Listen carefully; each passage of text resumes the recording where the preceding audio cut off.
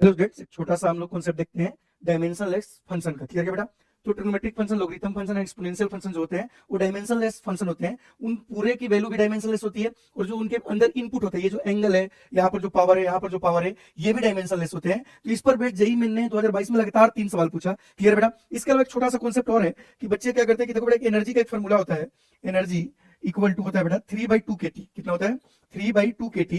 मतलब kT का dimension हमेशा एनर्जी के डायमेंशन के बराबर रहेगा। ये kT जो है बोल्ट्जमैन कांस्टेंट इनटू टेम्परेचर का डायमेंशन क्या होता है बेटा? एनर्जी के बराबर आता है ml² T-2। बस इस कॉन्सेप्ट पे बहुत सारे सवाल पूछे जाते हैं। ठीक है बेटा? 2 सवाल हम लोग देखते हैं। एक्चुअल में 3 पूछा गया था, बट हम यहाँ 2 करेंगे, एक आप कर लीजिएगा खुद से। ठीक है बेटा? तो ध्यान से सुनिए, यहाँ पर इन्होंने सवाल दिया कि an expression of energy density. ठीक है ना? तो एनर्जी डेंसिटी का एक्सप्रेशन दिया गया, मतलब ये एनर्जी डेंसिटी है, ये साइन अल्फा बीटा में दिया गया। तो हमारा कॉन्सेप्ट जो बोलता है, क्या बोलता है बेटा?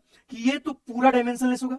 ठीक, और डायमेंशनलेस जो होता है उसको 1 लिख सकते हैं, और इसके अंदर जो होगा ये भी डायमेंशनलेस होगा। तो बेटा कॉन्सेप्ट सिंपल है कि अल्फा इंटू एक्स बाई केटी जो है डायमेंशनलेस है, तो इसकी वैल्यू हम कितना रखेंगे बच्चों? 1। ठीक, तो यहां से आपको अल्फा का डायमेंशन मिल जाएगा केटी बाई एक्स, और हमें पता है कि केटी जो है बेटा क्या है? एनर्जी, तो ml² T-2, और एक्स यहाँ एल है तो एल से गया, तो अल्फा अपना क्या आ गया बच्चों?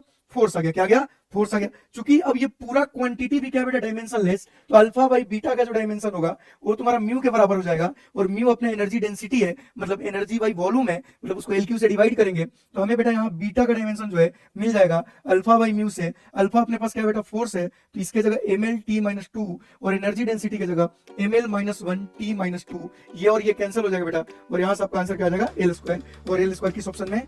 4th ऑप्शन में।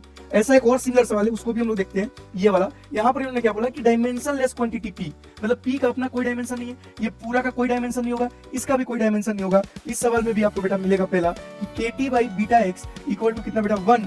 यहाँ से आप देखोगे तो बीटा इक्वल टू आ गया KT बाई एक्स, और KT बाई एक्स मतलब एनर्जी बाई एल, मतलब बीटा जो होगा बेटा वो किसके बराबर होगा? फोर्स के बराबर होगा। क्लियर है? और चूंकि ये P डायमेंशनलेस है तो अल्फा बाई बीटा का डायमेंशन कुछ नहीं होगा, ये 1 हो जाएगा, मतलब अल्फा और बीटा का डायमेंशन सेम होगा। मतलब आपसे जो पूछा हुआ है अल्फा का डायमेंशन पूछा है, मतलब अल्फा का भी आंसर बीटा के बराबर आएगा, और बीटा क्या बेटा? फोर्स है, तो आपका ऑप्शन नंबर 3rd हो जाएगा आंसर। क्लियर है बेटा? तो ऐसे ही कॉन्सेप्ट आगे भी करते रहेंगे, अच्छे से चीजों को समझिए और इस टाइप के सवाल और भी सॉल्व कीजिए खुद से। धन्यवाद।